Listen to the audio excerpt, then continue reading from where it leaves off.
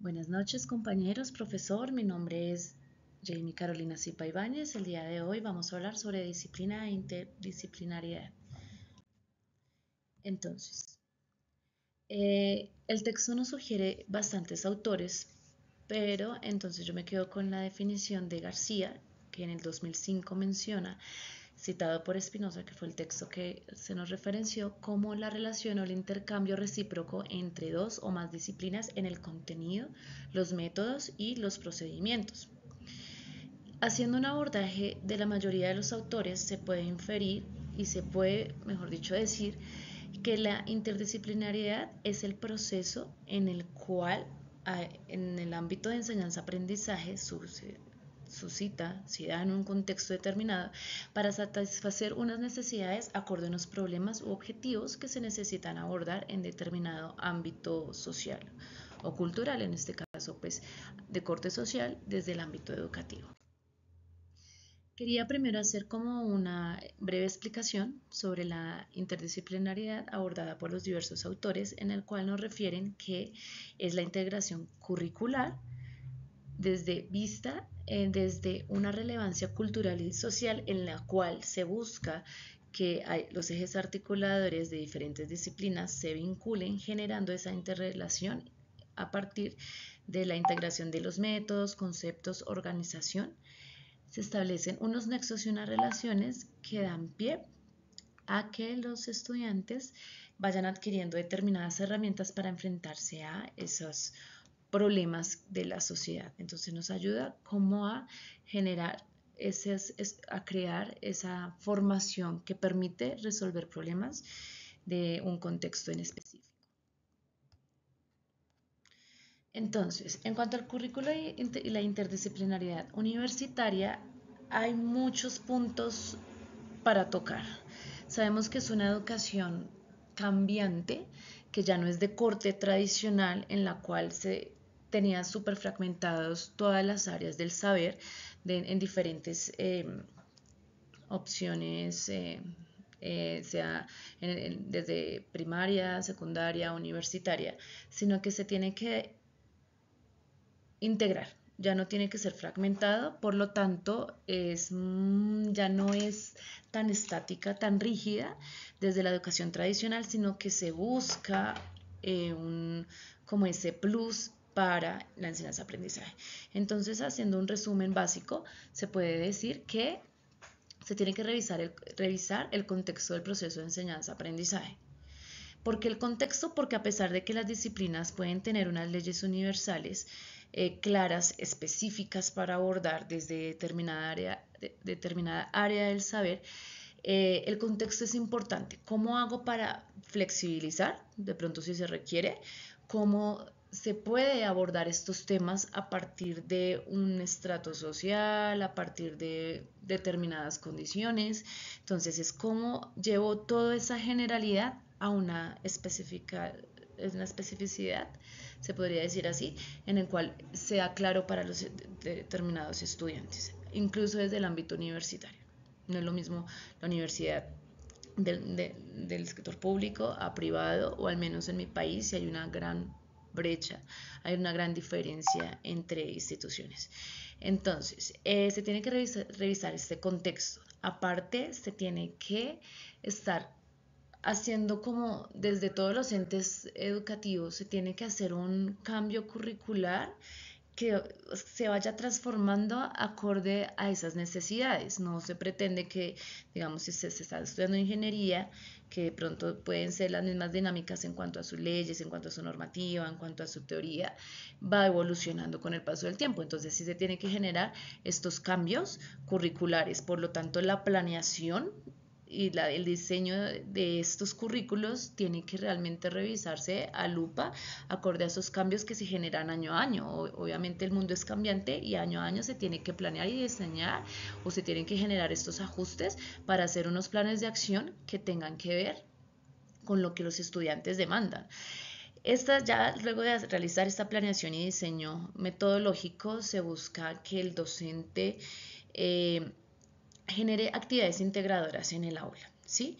unas prácticas encaminadas a, o sea, a esa teoría. No, uno de los problemas, y yo veía, digamos, en el momento en que realicé el pregrado, como quiero traer a esto a mención a nivel personal, en el pregrado todo estaba tan segmentado y nosotros muchos tenían una idea de la docencia que realmente en el momento en que se realizaron las prácticas, muchas personas desertaron. ¿Por qué? Porque no se, como que no hubo una actividad integradora desde la praxis, desde esto les va a servir para, desde la letra, desde el plan de estudios, obviamente sabemos, y desde lo que uno conocía como estudiante, obviamente sí sabía uno a qué de una otra manera estaba entrando a estudiar.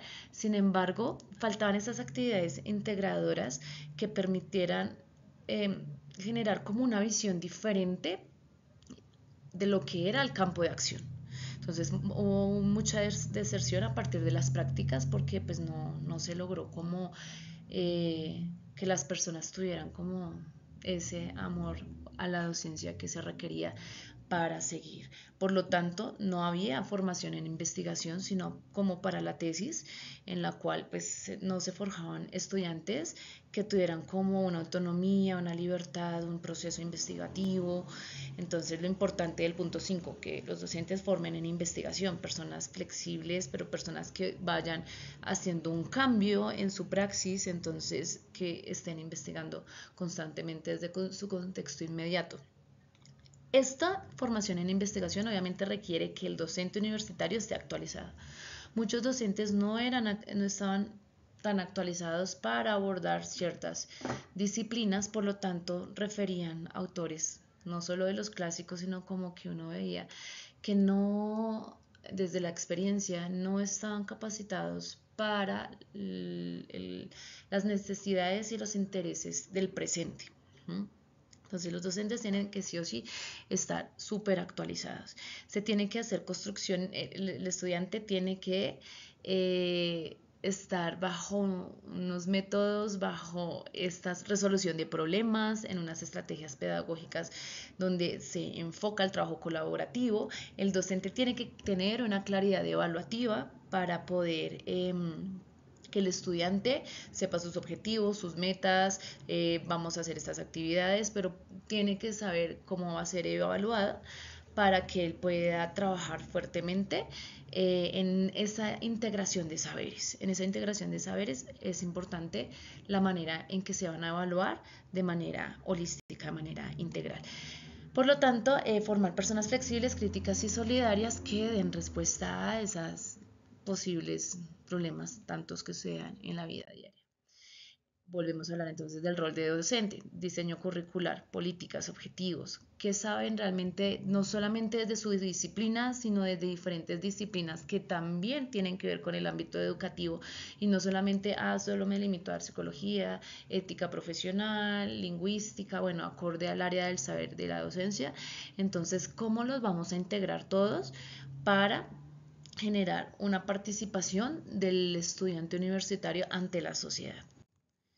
Como conclusión personal, la he estado hablando a lo largo de la exposición, en la cual se ven docentes que, bueno, se veían en el pregrado, ya digamos en el tema de la especialización y maestría, obviamente el docente universitario tiene una mayor experticia y tiene como un mayor dominio para poder hacer esta integración interdisciplinar que sí o sí se requiere para darle como una luz al camino universitario que por cierto a veces se vuelve como un poco espinoso y un poco denso entre tanto saber y tanto tecnicismo y tanto elaboración del conocimiento científico.